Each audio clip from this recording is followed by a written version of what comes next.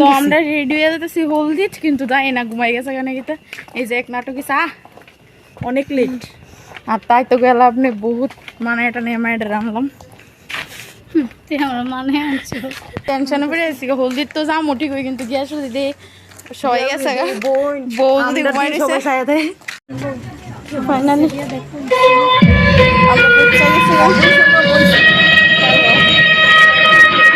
তো ভাবলাম আমার ফ্রেন্ডের গায়ে হলুদের ভিডিওটাও তোমাদের সঙ্গে শেয়ার করি। যদিও আমি ভিডিও করতে পারিনি, অল্প একটু ভিডিওর ক্লিপ আছে আমার কাছে, আর এটাই শেয়ার করছি। আর এটা হচ্ছে বিয়ের কনে, কি মিষ্টি লাগছে না ওকে, ও রেডি হয়ে গেছে। আর এটা হচ্ছে ওর মা ওকে হলুদ লাগাচ্ছে, আর আমি আর তানিয়া মিলেও ওকে হলুদ লাগাচ্ছিলাম। আর সত্যি কথা বলতে একদিকে মনটাও খারাপ লাগছিলো, আর একদিকে খুব ভালো লাগছিলো, কারণ ওদের 9 বছরের লাভ রিলেশন আজ সাকসেস হয়েছে।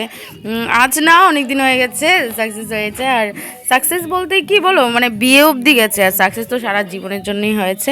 আর এখানে হলুদ লাগাচ্ছিলাম, আর ও না কি লজ্জা পাচ্ছিল আমাদের দেখে, মানে বিয়ে বলে কথা, আমরাও খুব এনজয় করেছি ওর বিয়েতে।